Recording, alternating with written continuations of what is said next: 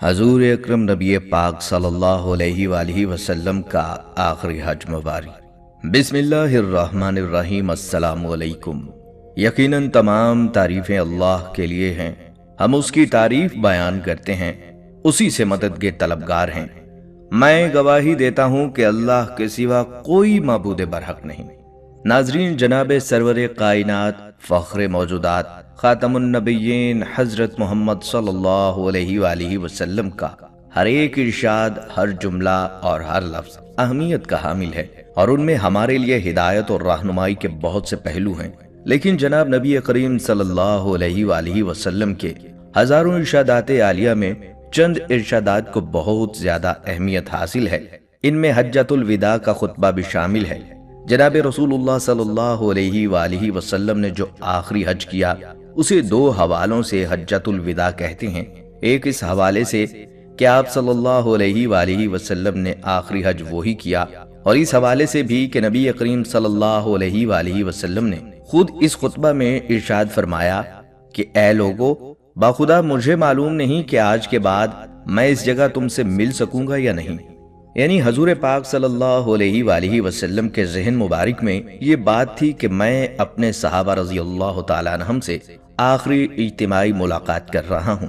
آپ صلی اللہ علیہ وآلہ وسلم نے بطور خاص فرمایا کہ مجھ سے باتیں پوچھ لو، سیکھ لو، جو سوال کرنا ہے وہ سوال کر لو، شاید اس سال کے بعد میں تم لوگوں سے اس طرح ملاقات نہ کر سکوں۔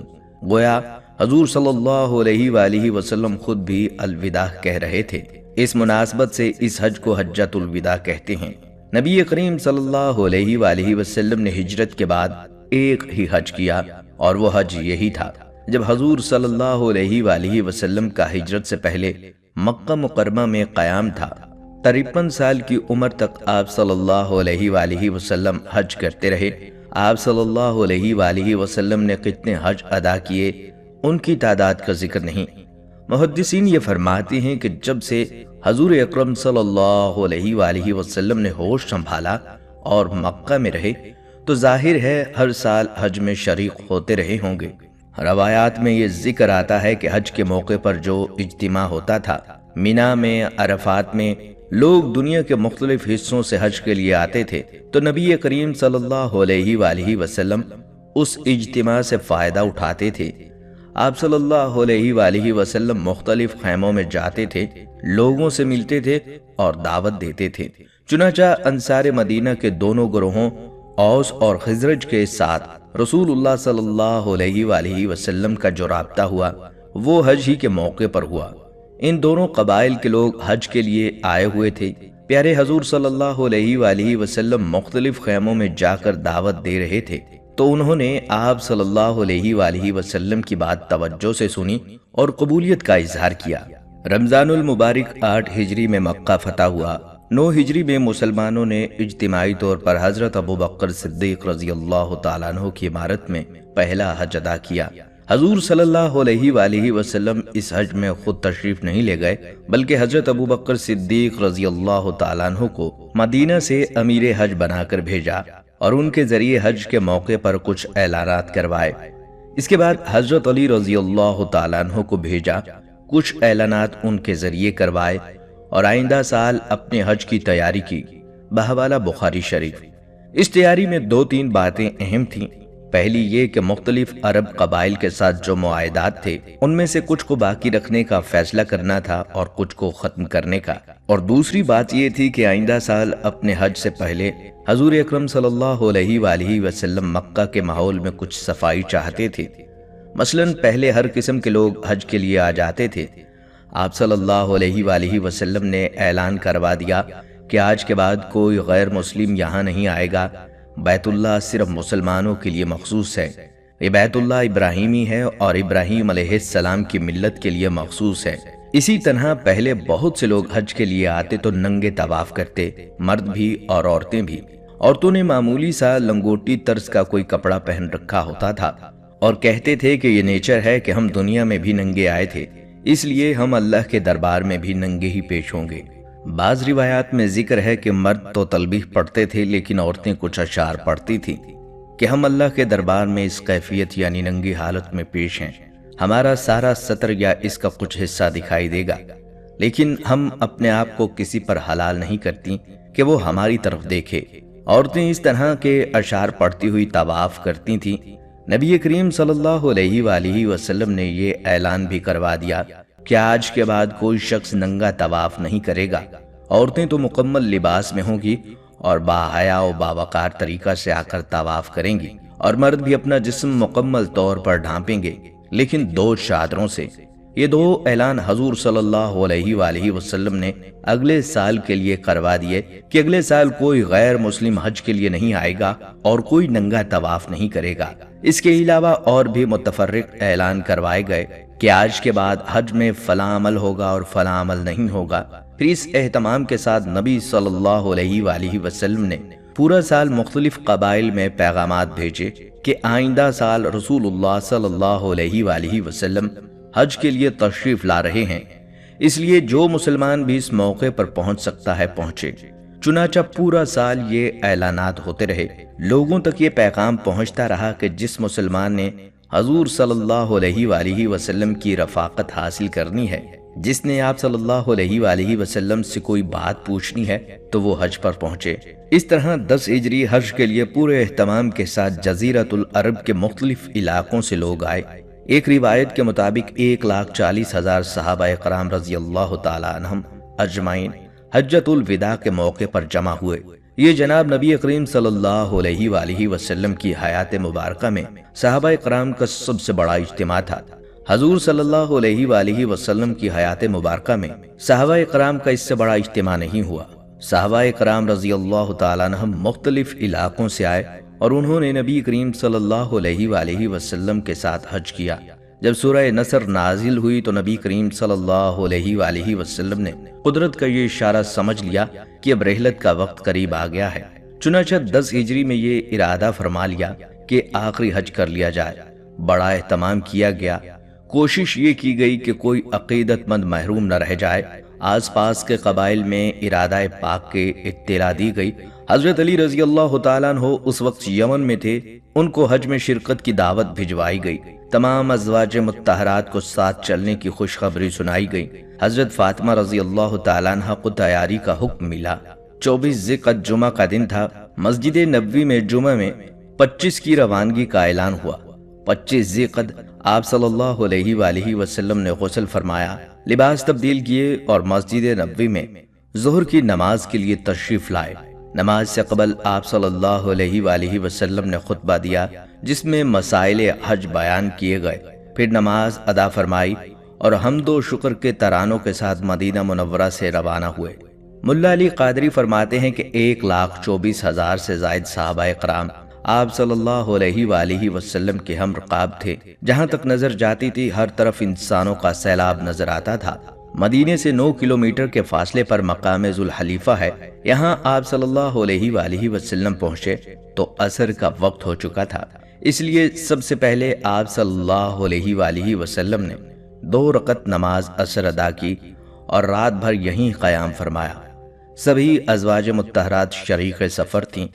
دوسرے دن نبی اکرم صلی اللہ علیہ وآلہ وسلم نے غسل فرمایا۔ حضرت عائشہ صدیقہ رضی اللہ تعالی عنہا نے جسم پاک پر اپنے ہاتھوں سے عطر لگائی، سر مبارک پر تلبید فرمائی۔ پھر آپ صلی اللہ علیہ وآلہ وسلم نے احرام کی چادریں زیب تن فرمائیں۔ ظہر کی نماز مسجد ذوالحلیفہ یعنی مسجد شجرہ میں ادا کی، پھر بڑے درد و گداز سے 2 رکعتیں پڑھیں اور مسجد سے باہر تشریف لا کر اپنی اونٹنی قصوہ پر سوار ہوئے اور حج و عمرہ کے لیے احرام باندھتے ہوئے ترانہ لبیک بلند فرمایا۔ لبیک اللہم لبیک لبیک لا شریک لک لبیک ان الحمد والنعمت لک والملک لا شریک لک۔ اسے ایک صدائے لبیک کے اقتدا میں ہزارہا آوازیں ایک ساتھ بلند ہوئی، جن سے دشت و جبل ترانہ توحید سے گونج اٹھے۔ روانگی شروع ہو گئی اور ذوالحلیفہ کے قریب بیدا کی پہاڑی پر پہنچے۔ یہاں کبھی آپ صلی اللہ علیہ وآلہ وسلم حج و عمرہ کے لیے تلبی پڑھا کرتے تھے اور کبھی آپ صلی اللہ علیہ وآلہ وسلم یہ دعا پڑھا کرتے تھے کہ اے اللہ اسے دکھاوے اور شہرت سے پاک حج فرما۔ جب بیدا کی پہاڑی پر پہنچے تو یہیں پر حضرت ابوبکر صدیق رضی اللہ تعالیٰ عنہ کی اہلیہ محترمہ حضرت اسما بن سے امیس کے یہاں پر ایک بچے کی پیدائش ہوئی جس کا نام محمد بن ابو بکر رکھا گیا۔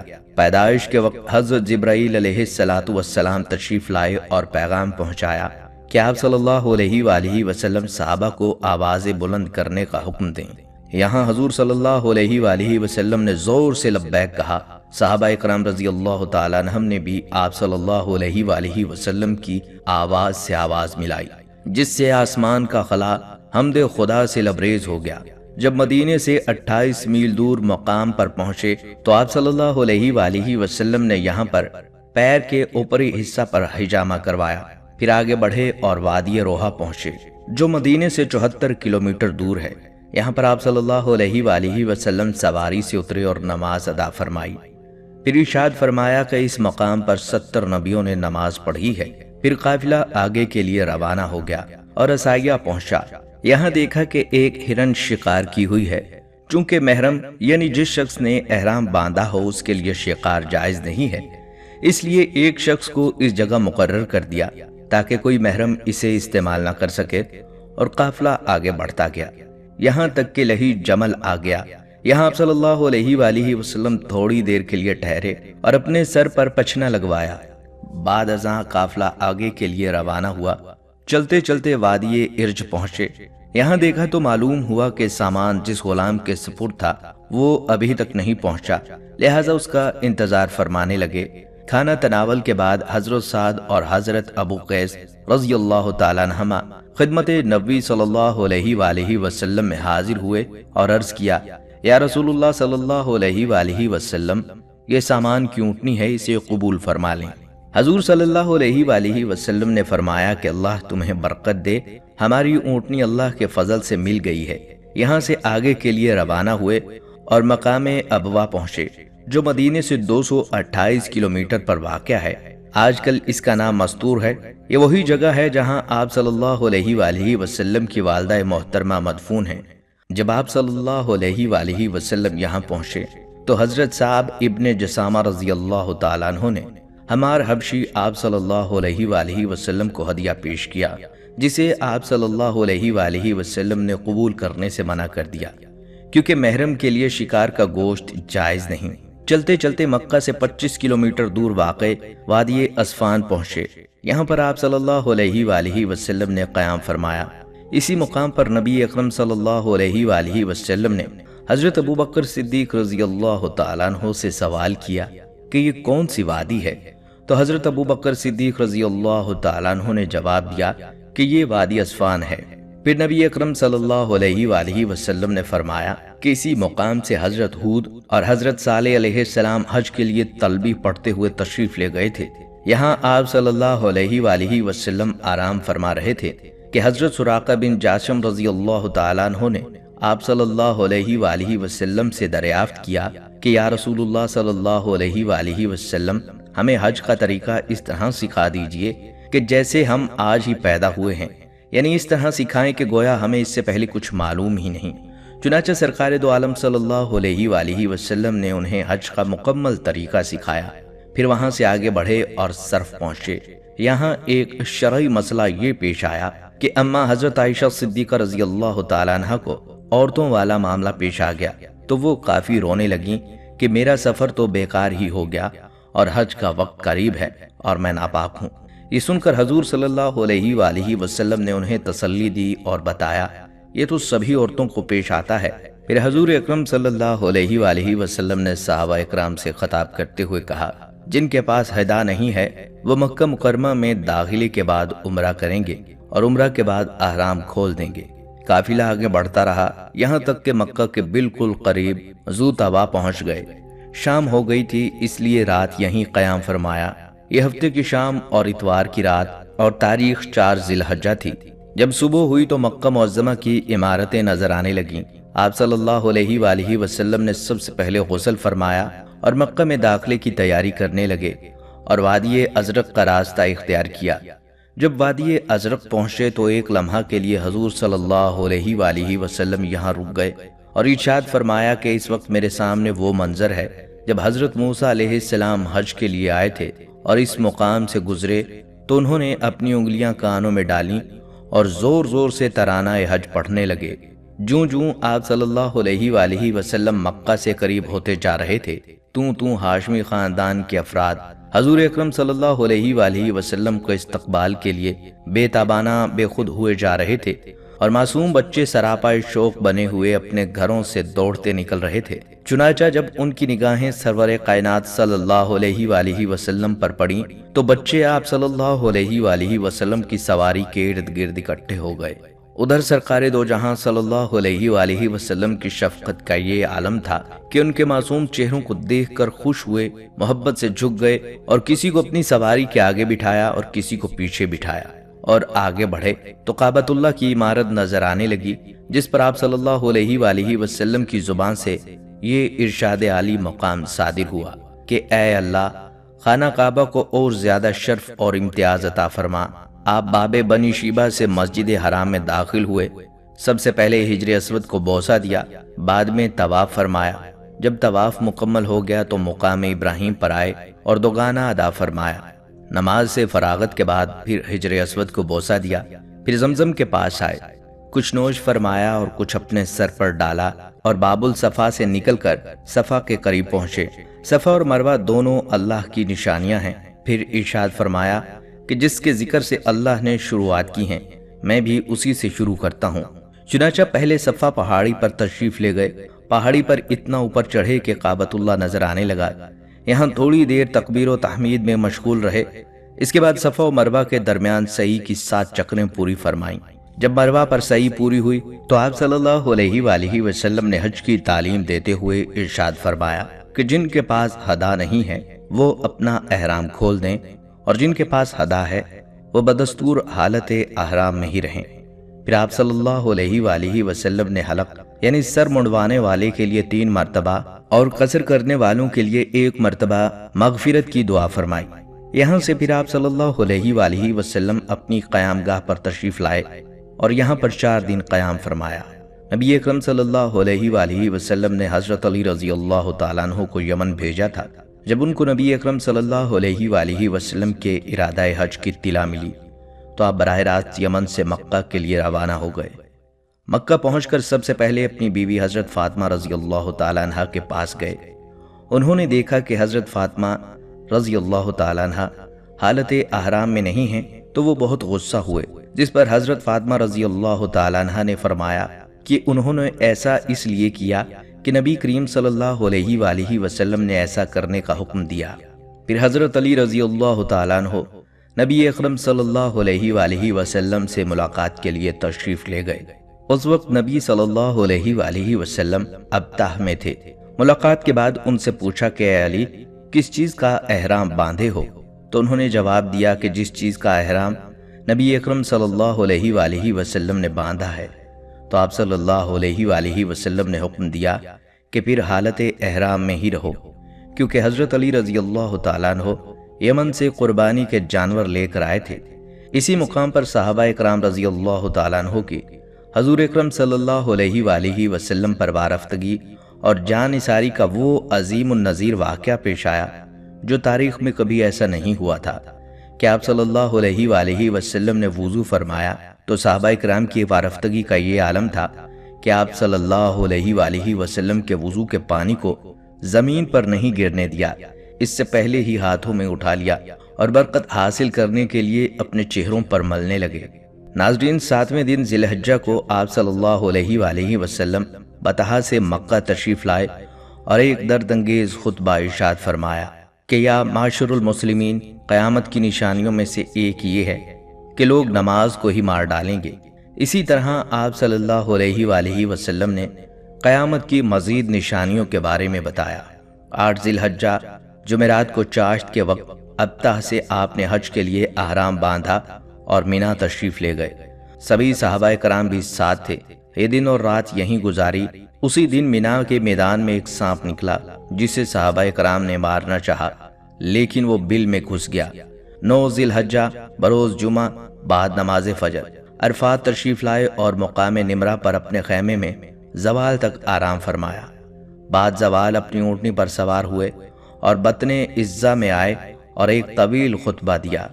حمد و صلات کے بعد آپ صلی اللہ علیہ وآلہ وسلم نے ارشاد فرمایا، اے لوگو، یہ ہمارا آخری اجتماع ہے، شاید آج کے بعد کبھی دوبارہ ہم اس طرح جمع نہ ہو سکیں گے۔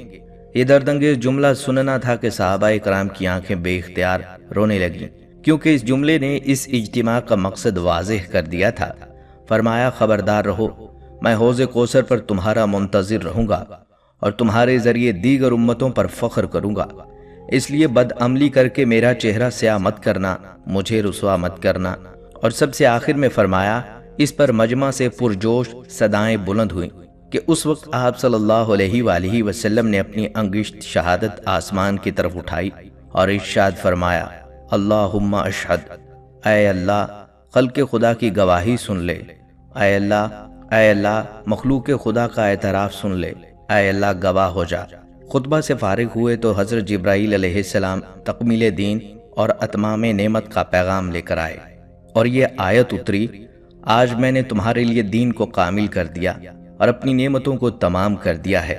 اسی دوران حضرت ام فضل رضی اللہ تعالیٰ عنہ نے آپ کا روزہ معلوم کرنے کے لیے دودھ بھیجا، جسے سرکار دو عالم صلی اللہ علیہ وآلہ وسلم نے سارے مجمع کے سامنے نوش فرمایا، تاکہ امت کو یہ معلوم ہو جائے کہ یہ دن روزہ رکھنے کے لیے نہیں بلکہ خدا کی مہمانی سے لطف اندوز ہونے کا دن ہے۔ بعد ازاں حضرت بلال رضی اللہ تعالیٰ عنہ کو تکبیر کہنے کا حکم فرمایا اور ظہر و عصر کی نماز ظہر ہی کے وقت پڑھائیں۔ نماز سے فارغ ہوئے تو بطن عزہ سے میدان عرفات کے مقام موقوف پر تشریف لائے اور مغرب تک اپنی اونٹنی پر ہی دعا میں مشغول رہے۔ اس دوران ایک صحابی اونٹ سے گر کر شہید ہو گئے تو انہیں احرام کے ہی کپڑوں میں دفنانے کا حکم دیا اور ارشاد فرمایا، یہ شخص کل قیامت تک لبیک پڑھتے ہوئے اٹھے گا۔ اس جگہ نجد کی ایک جماعت پہنچی، اس نے حج کے بارے میں سوال کیا، جس پر آپ صلی اللہ علیہ وآلہ وسلم نے جواب دیا کہ حج عرفہ میں ٹھہرنے کا نام ہے، جو شخص 10 ذی الحجہ کی صبح سے پہلے یہاں پہنچ جائے اس کا حج ہو گیا۔ غروب آفتاب کے بعد نماز مغرب سے قبل عرفات سے روانگی کا حکم دیا۔ مجمع قصیر تھا، کثرت ہجوم کی وجہ سے اضطراب کی ایک کیفیت پیدا ہو رہی تھی۔ اس وقت حضور صلی اللہ علیہ وآلہ وسلم کی زبان اقدس و اطہر پر یہ الفاظ جاری تھے، السکینۃ ایھا الناس۔ راستے میں استنجا کا تقاضا ہوا تو آپ صلی اللہ علیہ وآلہ وسلم نے استنجا کیا اور وضو فرمایا۔ حضرت اسامہ رضی اللہ تعالیٰ عنہ نے نماز مغرب کی یاد دہانی کروائی تو ارشاد فرمایا کہ آگے چلو، یہاں تک کہ آپ صلی اللہ علیہ وآلہ وسلم مزدلفہ پہنچے اور پہنچتے ہی سب سے پہلے مغرب اور عشاء کی نماز ایک ساتھ پڑھائیں۔ اس کے بعد دعا میں مشغول ہو گئے۔ دعا سے فراغت کے بعد آپ صلی اللہ علیہ وآلہ وسلم صبح تک آرام فرماتے رہے، یہاں تک کہ زندگی میں پہلی بار آپ صلی اللہ علیہ وآلہ وسلم نے نماز تہجد بھی ادا نہیں فرمائی۔ 10 ذی الحجہ بروز ہفتہ بعد نماز فجر طلوع آفتاب سے قبل آپ صلی اللہ علیہ وآلہ وسلم مزدلفہ سے پھر مینا کے لیے روانہ ہوئے۔ جب بطن محسر کے پاس پہنچے تو سواری کی رفتار تیز کر دی۔ راستے میں ایک واقعہ یہ پیش آیا کہ قبیلہ خثعم کی ایک خوبصورت عورت نبی کریم صلی اللہ علیہ وآلہ وسلم کے پاس ایک مسئلہ دریافت کرنے کے لیے آئی کہ کیا میں اپنے کمزور باپ کی طرف سے حج کر سکتی ہوں؟ آپ صلی اللہ علیہ وآلہ وسلم نے ہاں میں جواب دیا۔ حضرت فضل ابن عباس رضی اللہ تعالیٰ عنہ آپ کے ساتھ تھے، وہ اس عورت کو دیکھ رہے تھے تو آپ صلی اللہ علیہ وآلہ وسلم نے ان کا چہرہ دوسری طرف پھیر دیا۔ مزدلفہ سے سیدھے جمرہ عقبہ پر پہنچے، شیطان کو 7 کنکریاں ماری اور واپس مینا کے میدان میں تشریف لائے۔ دھوپ تیز تھی، حضرت اسامہ بن زید رضی اللہ تعالیٰ عنہ نے کپڑا تان کر سایہ کیا۔ حضرت بلال حبشی رضی اللہ تعالیٰ عنہ آپ صلی اللہ علیہ وآلہ وسلم کے ناقہ کے مہار تھامے کھڑے تھے، آگے پیچھے دائیں بائیں مہاجرین و انصار، قریش اور دیگر قبائل کھڑے تھے۔ ایسے میں زبان اقدس سے یہ جملے ارشاد ہوئے کہ اس وقت حج کے مسائل سیکھ لو، شاید اس کے بعد دوبارہ اس کی نوبت نہ آئے۔ پھر ارشاد فرمایا کہ آج کون سا دن ہے؟ حسب معمول صحابہ کرام نے جواب دیا، اللہ اور اللہ کے رسول صلی اللہ علیہ وآلہ وسلم بہتر جانتے ہیں۔ طویل خاموشی کے بعد پھر سوال کیا کہ آج قربانی کا دن نہیں ہے؟ صحابہ کا جواب تھا، بے شک آج قربانی کا دن ہے۔ پھر سوال ہوا، یہ کون سا شہر ہے؟ صحابہ کا وہی جواب تھا۔ طویل خاموشی کے بعد آپ صلی اللہ علیہ وآلہ وسلم نے کہا، کیا یہ بلد الحرام نہیں ہے؟ مجمع کا بیک وقت یہی جواب تھا، بے شک یہ بلد الحرام ہے۔ اس کے بعد ارشاد عالی مقام ہوا کہ مسلمانوں، تمہارا خون، تمہارا مال، تمہاری آبرو اسی طرح قابل حرمت ہیں جس طرح یہ دن، یہ مہینہ، یہ شہر محترم ہیں۔ دیکھو تم میرے بعد گمراہ نہ ہو جانا کہ آپس میں ایک دوسرے کی گردن مارنے لگو۔ خطبہ میں سرکار دو عالم صلی اللہ علیہ وآلہ وسلم نے مزید چند باتیں ارشاد فرمائیں۔ یہاں آپ ناظرین کو آپ صلی اللہ علیہ وآلہ وسلم کے خطبہ حجۃ الوداع کے متعلق بتاتے چلیں۔ آپ صلی اللہ علیہ وآلہ وسلم نے خطبے کا آغاز کچھ اس انداز میں کیا: سب سے پہلے تعریف اللہ ہی کے لیے، ہم اسی کی حمد کرتے ہیں، اسی سے مدد چاہتے ہیں، اسی سے معافی مانگتے ہیں، اسی کے پاس توبہ کرتے ہیں، اور ہم اللہ ہی کے ہاں اپنے نفوسوں کی برائیوں اور اپنے اعمال کی خرابیوں سے پناہ مانگتے ہیں۔ جسے اللہ ہدایت دے تو پھر کوئی اسے بھٹکا نہیں سکتا، اور جسے اللہ گمراہ کر دے اسے کوئی راہ ہدایت نہیں دکھا سکتا۔ میں شہادت دیتا ہوں کہ اللہ کے سوا کوئی معبود نہیں، وہ ایک ہے، اس کا کوئی شریک نہیں۔ میں شہادت دیتا ہوں کہ محمد صلی اللہ علیہ وآلہ وسلم اس کا بندہ اور رسول ہے۔ اللہ کے بندوں، میں تمہیں اللہ سے ڈرنے کی تاکید اور اس کی اطاعت پر زور طور پر آمادہ کرتا ہوں، اور میں اسی سے ابتدا کرتا ہوں جو بھلائی ہے۔ لوگوں میری باتیں سن لو، مجھے کچھ خبر نہیں کہ میں تم سے اس قیام گاہ میں اس سال کے بعد پھر کبھی ملاقات کر سکوں۔ ناظرین، اس حج کے موقع پر حضور صلی اللہ علیہ وآلہ وسلم نے بہت سی ہدایات فرمائیں۔ خطبہ حجۃ الوداع جسے کہتے ہیں، یہ حضور صلی اللہ علیہ وآلہ وسلم کی مختلف ہدایات کا مجموعہ ہے۔ اس حجۃ الوداع کے خطبہ پر محدثین نے مختلف ادوار میں قائم کیا۔ حجۃ الوداع کی اہمیت کی ایک بات تو یہ ہے کہ یہ حضور صلی اللہ علیہ وآلہ وسلم کی حیات مبارکہ میں صحابہ رضی اللہ تعالیٰ عنہم کا سب سے بڑا اجتماع تھا۔ دوسرا یہ کہ حضور صلی اللہ علیہ وآلہ وسلم نے خود اپنی زبان مبارک سے فرمایا کہ شاید یہ میری تمہاری آخری اجتماعی ملاقات ہو۔ اور پھر ایک بہت اہمیت والی بات یہ ہے کہ اس موقع پر ہی آیت تکمیل دین نازل ہوئی۔ جناب رسول صلی اللہ علیہ وآلہ وسلم نے حجۃ الوداع کے موقع پر بہت سے اہم اعلانات فرمائے۔ مثلاً آپ صلی اللہ علیہ وآلہ وسلم نے ایک بڑی اہم اور تاریخی بات یہ فرمائی کہ یاد رکھو، جاہلیت کا دور ختم ہو گیا اور اسلام کا دور شروع ہو گیا۔ آپ صلی اللہ علیہ وآلہ وسلم نے فرمایا، آگاہ رہو، جاہلیت کا ہر کام میں اپنے ان دونوں قدموں کے نیچے دفن کر رہا ہوں۔ ناظرین، تاریخ میں کوئی شخصیت آپ کو ایسی نہیں ملے گی جو یہ دعویٰ کر سکے کہ میں اپنا کام، اپنا مشن مکمل کر کے جا رہا ہوں۔ تاریخ انسانی میں حضور صلی اللہ علیہ وآلہ وسلم وہ واحد شخصیت ہیں جن کو یہ اعزاز حاصل ہے کہ انہوں نے اپنا مشن پورا کیا، اور نہ صرف پورا کیا بلکہ تکمیل پر اپنے صحابہ کو اس پر گواہ بنایا۔ حجۃ الوداع کے موقع پر حضور صلی اللہ علیہ وآلہ وسلم نے صحابہ رضی اللہ تعالیٰ عنہم سے فرمایا، قیامت کے روز تم سے میرے بارے میں پوچھا جائے گا۔ جب قیامت کا دن ہوگا، اللہ کی عدالت ہوگی، تو اللہ تم لوگوں سے پوچھے گا کہ تمہاری طرف ایک پیغمبر کو مشن دے کر، پیغام دے کر بھیجا تھا، اس نے اپنا فرض ادا کیا یا نہیں؟ تو تم لوگ کیا جواب دو گے؟ اس پر صحابہ نے اجتماعی آواز سے کہا، آپ صلی اللہ علیہ وآلہ وسلم نے پیغام پہنچا دیا اور پہنچانے کا حق ادا پوری طرح کر دیا۔ حضور صلی اللہ علیہ وآلہ وسلم نے آسمان کی طرف انگلی اٹھا کر کہا، اللہم اشہد، یا اللہ تو گواہ رہنا۔ نبی کریم صلی اللہ علیہ وآلہ وسلم نے حجۃ الوداع کے موقع پر یہ ایک تاریخی اعلان فرمایا کہ جاہلیت کا دور ختم ہو گیا اور علم کا دور شروع ہو رہا ہے۔ حضور صلی اللہ علیہ وآلہ وسلم نے علم کس چیز کو قرار دیا؟ آپ صلی اللہ علیہ وآلہ وسلم نے وحی کو، آسمانی تعلیمات کو، انبیاء کو، کتاب اللہ کو اور سنت رسول صلی اللہ علیہ وآلہ وسلم کو علم قرار دیا۔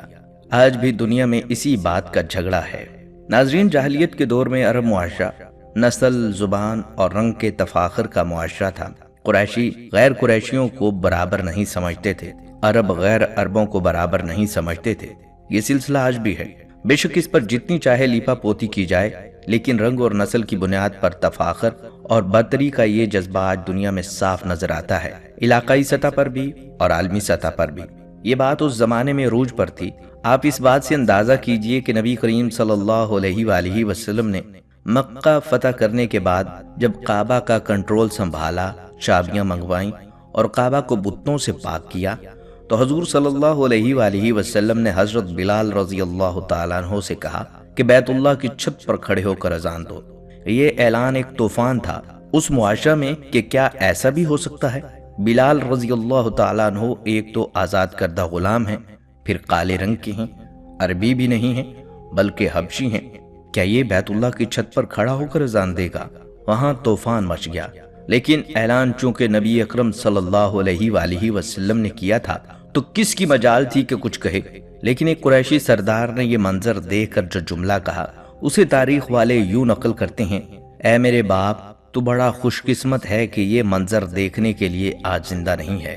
بعد میں یہ قریشی سردار صحابی رضی اللہ تعالیٰ عنہ ہو گئے تھے، لیکن اس وقت جب یہ منظر دیکھا تو روایت ہے کہ آنکھوں پر ہاتھ رکھ لیا اور اپنے باپ کا نام لے کر کہا کہ میرا باپ تو بڑا خوش قسمت ہے جو اس منظر کو دیکھنے سے پہلے دنیا سے چلا گیا کہ کالے رنگ کا غیر عرب آدمی بیت اللہ کی چھت پر کھڑا ہے اور اللہ کا نام بلند کر رہا ہے۔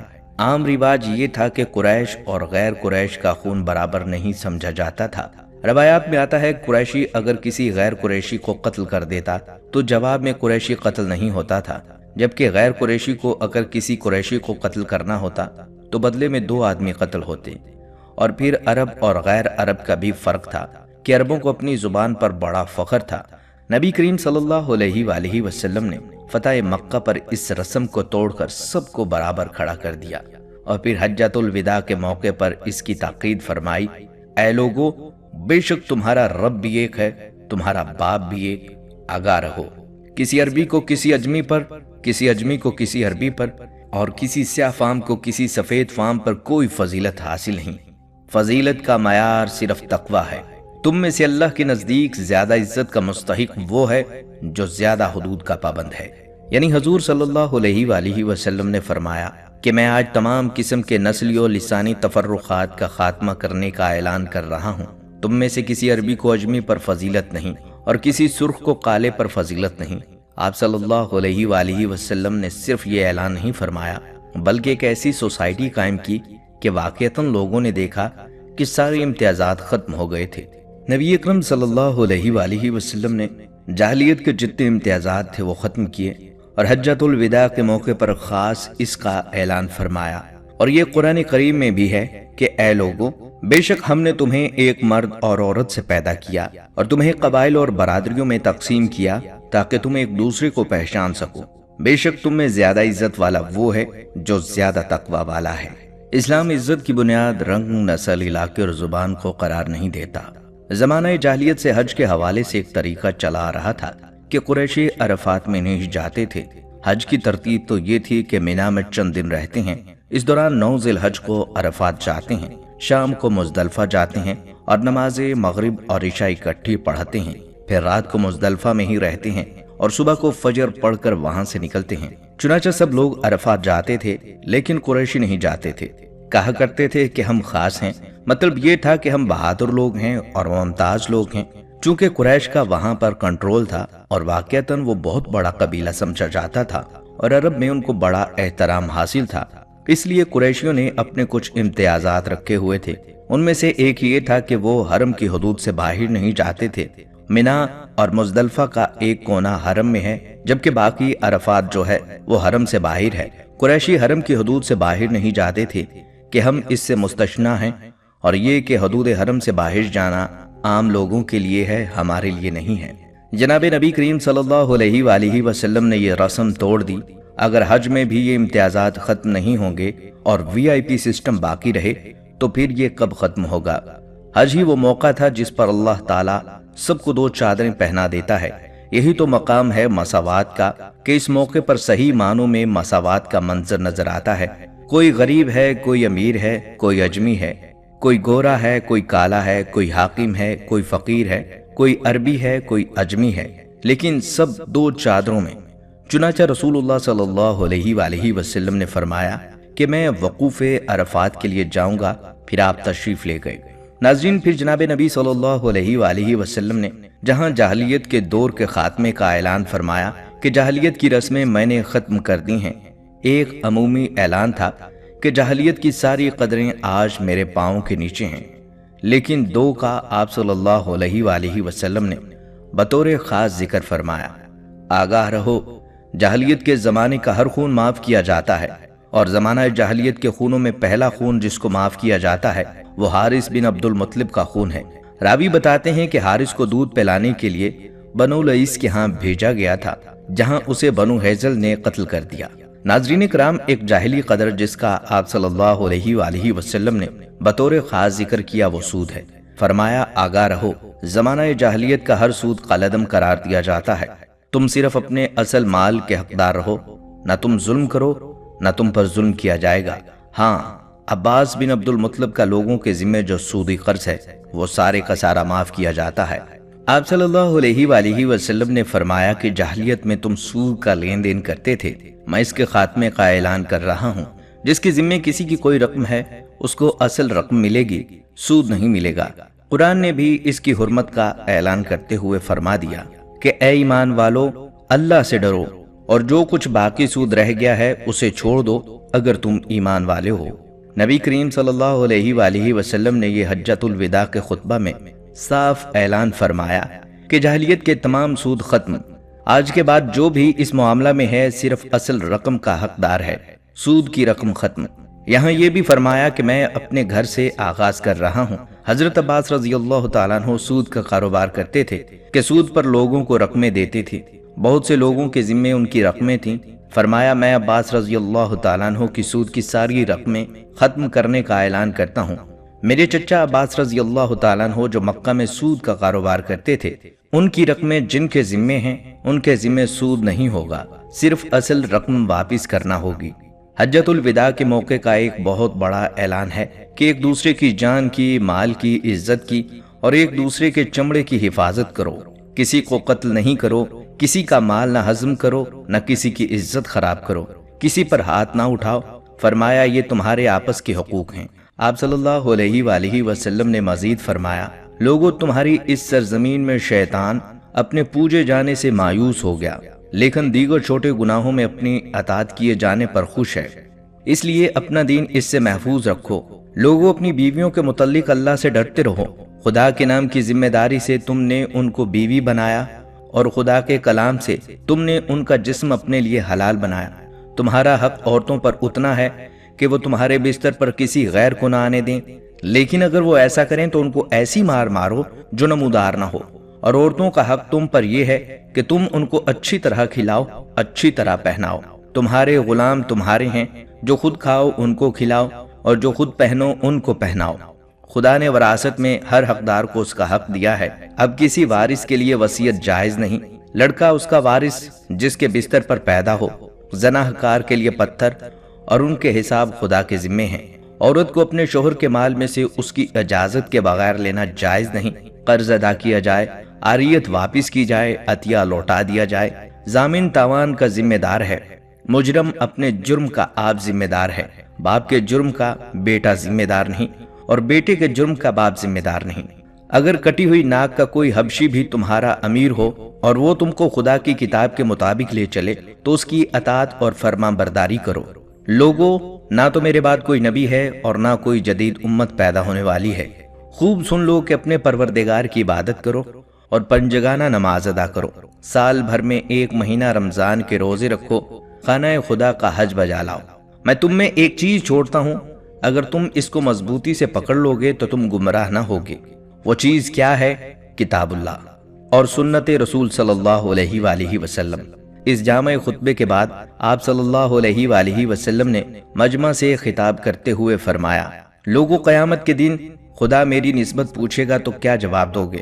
صحابہ کرام نے عرض کیا ہم کہیں گے آپ صلی اللہ علیہ وآلہ وسلم نے خدا کا پیغام پہنچا دیا اور اپنا فرض ادا کر دیا۔ آپ نے آسمان کی طرف انگلی اٹھائی اور فرمایا اے اللہ تو گواہ رہنا، اے خدا تو گواہ رہنا۔ اور اس کے بعد آپ صلی اللہ علیہ وآلہ وسلم نے ہدایت فرمائی کہ جو حاضر ہیں وہ ان لوگوں کو یہ باتیں پہنچا دیں جو حاضر نہیں ہیں۔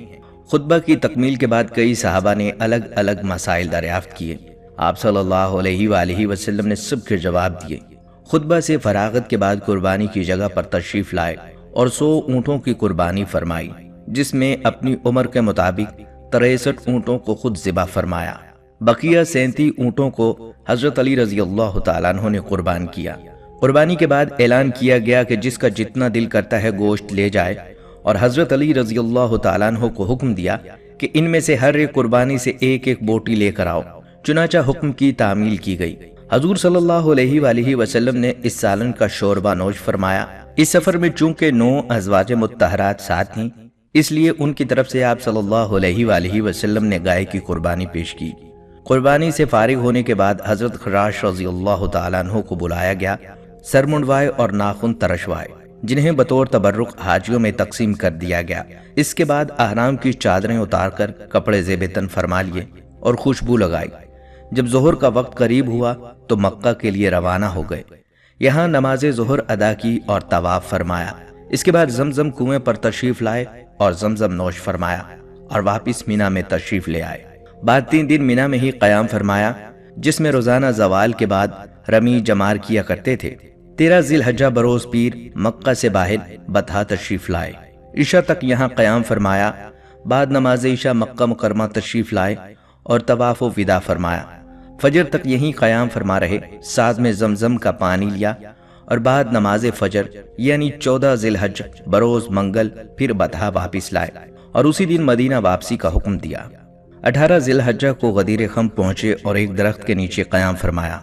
बाद नमाज ज़ोहर आप सल्लल्लाहु अलैहि वसल्लम ने हजरत अली रजी अल्लाह तआला अन्हु का हाथ पकड़कर एक तवील खुतबा इरशाद फरमाया, जिसमें आप सल्लल्लाहु अलैहि वसल्लम ने ये तारीखी जुमला इरशाद फरमाया कि क्या मैं तमाम मोमिनीन से अफजल नहीं हूँ? सब ने जवाब दिया कि क्यों नहीं। आप सल्लल्लाहु अलैहि वसल्लम तमाम मोमिनीन से आला व अफजल हैं। नाज़रीन इकराम, ये थी हमारी आज की वीडियो। हम उम्मीद करते हैं कि आपको हमारी आज की ये वीडियो ज़रूर पसंद आई होगी।